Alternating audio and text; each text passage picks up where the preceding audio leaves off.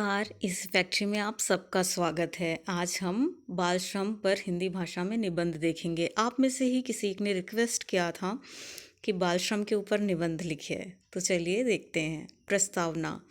बाल श्रम हमारे देश को शर्मसार कर देने वाले कुछ विषयों में से एक है। बाल श्रम का शाब्दिक अर्थ है बालकों द्वारा कराया जाने वाला श्रम। प्रायः जब आप किसी चाय की दुकान या ढाबे पर जाते हैं तो आपकी मुलाकात किसी छोटू से होती है जो आपको चाय पिलाता है या खाना खिलाता है। यही बाल श्रम का वास्तविक रूप है। यह एक निंदनीय अपराध है जिसमें बच्चों से उनके खेलने कूदने की उम्र में उनसे श्रम कराया जाता है।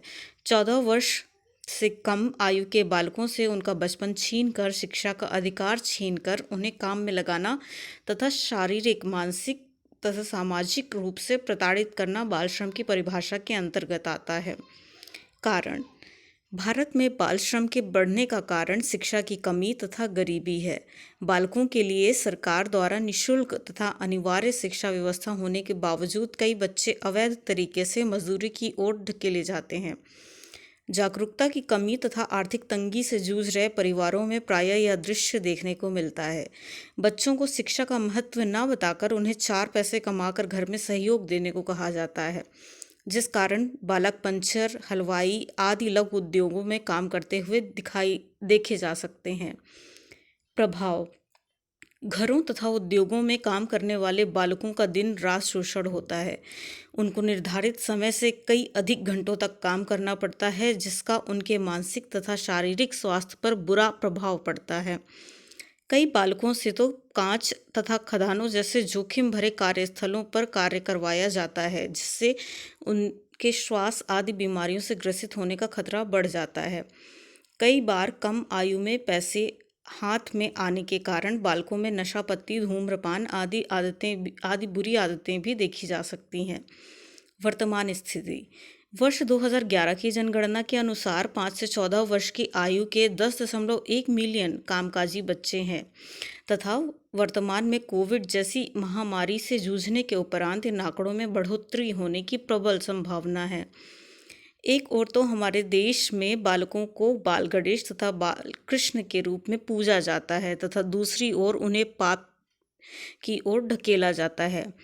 परिणाम। अल्पायु में पैसा कमाने की जिम्मेदारी के तले कई मासूमों का बचपन दब जाता है। कई बार उनमें सामाजिक हीनता की भावना भी विकसित हो जाती है। अपनी ही उम्र के बालकों को खुला आसमान में खेलता देख वह यह सोचने को मजबूर हो जाते हैं कि आखिर उनके साथ ही ऐसा अन्याय क्यों हो रहा है।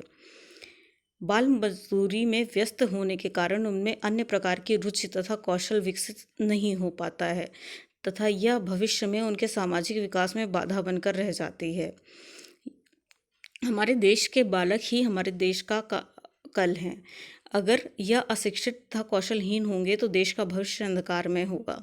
इसलिए समय रहते हुए बाल मजदूरी रोकना आवश्यक है। रोकथाम के उपाय। बाल मजदूरी को रोकने के लिए सरकार द्वारा विभिन्न प्रकार के कानून बनाए गए हैं। भारतीय दंड संहिता की धारा 370 के अंतर्गत बच्चों से भीख मंगवाना तथा अपहरण दंडनीय अपराध है।